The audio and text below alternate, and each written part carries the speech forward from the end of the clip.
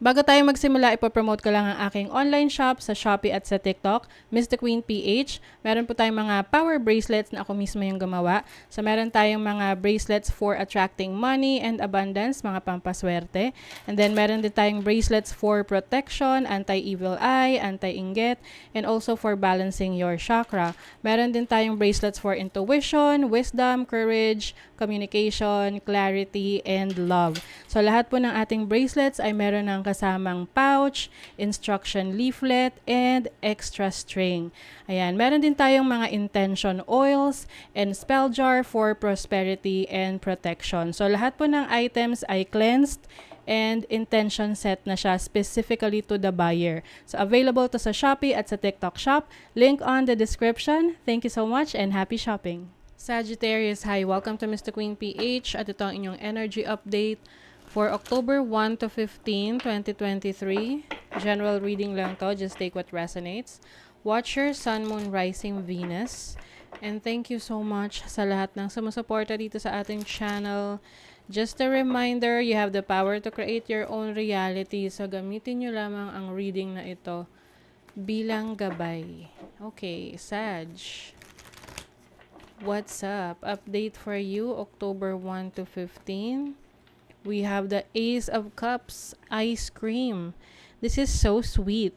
I feel like you are going to receive sweet compliments from people, appreciation. People will appreciate your work, the way you dress, the way you carry yourself. And pwede rin may mga admirers, crush, nagkaka-crush.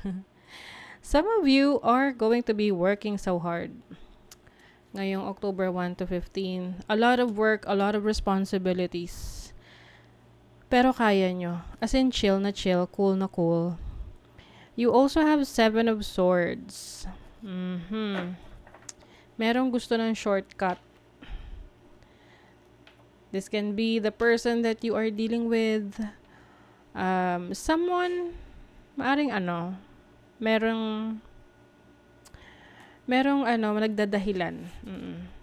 Parang nagme-make ng excuses na busy siya, pero ang totoo ayaw lang niyang mag-engage sa'yo or ayaw lang makipag-usap. What is the Ace of Cups? What is the Ace of Cups? Two of Pentacles. I see offer sa trabaho, sa career, or opportunity sa trabaho, sa career, sa business. And I think hindi mo to matanggihan because they are all parang pareho, lahat sila merong magandang offer. Oo. You may have pwedeng magkakaroon ka ng side hustle, side job, extra income, aside from your current job or business or career. Kaya so many work with the 10 of Wands. Pwede rin meron kang tinutulungan ngayon. I also see someone na parang unfair, no? Someone who is unfair sa'yo, na pinapasa sa yung trabaho na hindi mo naman talaga obligasyon or trabaho. Pero pwedeng itong person na to is can be manipulating you. Parang nagpapaawa, ganun. Pero ang totoo, tinitake advantage ka. What is the 10 of Wands? 2 of Swords.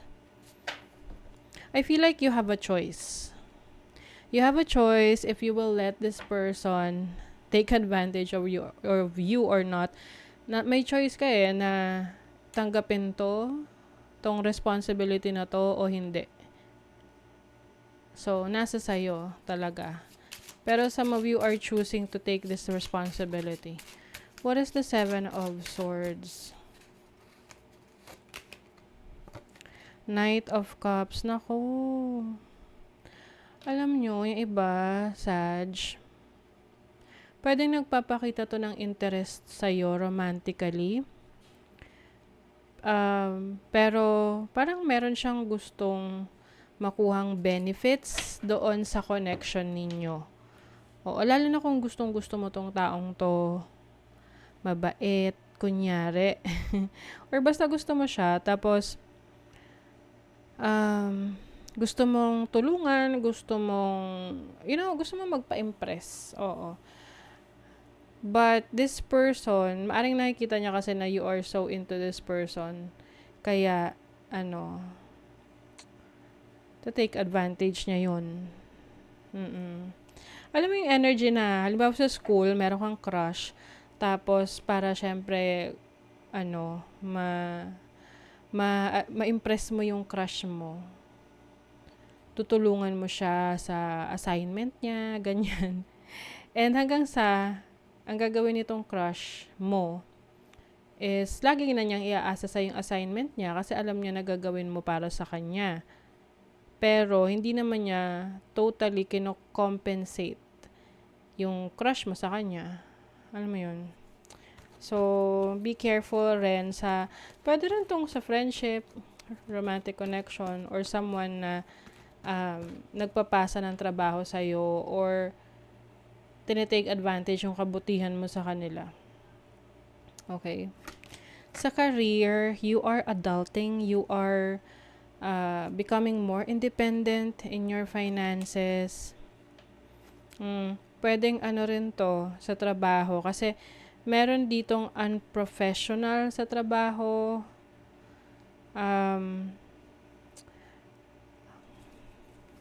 Can be someone na pwedeng ang tingin sa'yo, you are competition. Nakikipagkompetensya sa'yo. Parang isasabotahe ka, ganon. Mukhang maayos kausap pero in the end isasabotahe ka. So be very careful with that. Maging mapanuri sa mga intensyon nila sa'yo. O, 'di ba? You have to be clever in your career, your finances. You have to be vigilant, no? Pagdating sa mga intensyon ng mga tao. Oo.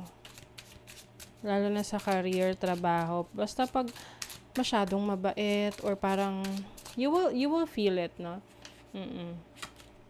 Kung merong ill intentions. You also have the King of Pentacles. Some of you kasi maganda ang estado nyo sa trabaho or sa career ninyo. May maganda kayong position sa trabaho, stable yung finances ninyo. Kaya yung minsan yung iba, pinapasa sa'yo yung responsibilities nila. But like what I mentioned kanina, you have a choice. Yes. I think with the Two of Swords and the Four of Swords, it's okay to say no, no? Kapag sinabi na, uy, ikaw na yung gumawa ng report na to kasi magaling ka naman eh. Like, ang galing-galing mo talaga dyan sa ganyan eh. Kaya pag ikaw yung gumawa ng report na to, talagang mapapansin ka, yung mga ganon, inuuto ka. Pero ang totoo, pinapasa lang sa yung trabaho. So, be very careful with that. And also, sa mga, may mga ka-business, no? If you are going to collaborate with someone, make sure na binasa mo lahat ng mga malinaw sa'yo yung inyong agreement. Okay? So, sa relationship, may game over dito. Okay, I'm seeing someone, this can be a person na nakakonect mo recently, na pwedeng kinut off mo tong person na to. Although, maganda naman yung chemistry ninyo, you understand each other, or parang may chemistry, pero it seems na pwedeng meron kang nalaman na hindi totoo tungkol sa taong to. Upon investigation. Oo. And you feel like, oh no, this is not my game. Ganon. 7 of Cups, 3 of Wands. Especially to those who are in a long distance relationship. So, pwedeng nagpaka-stalker kayo. Para meron kayong inimbestigahan na person, na connection ninyo, na mukhang okay naman kayo. But it seems na this person ay meron kang hindi nagustuhan sa kanya. you are ending the connection. Everything is a reflection. Hold up the energetic mirror. What do you need in your life that you're not currently getting? Yes, self-reflection, being back on your senses. Ano ba talaga yung goal mo? Oo, at work towards that goal. So, yan yung isa sa magiging focus nyo ngayon. Alright, so that is your reading, Sagittarius. Kung nagustuhan nyo to, naka-resonate kayo, mag-comment kayo dyan, like, share, subscribe para lagi kayong updated sa ating mga readings. Thank you so much, Sagittarius. See you again.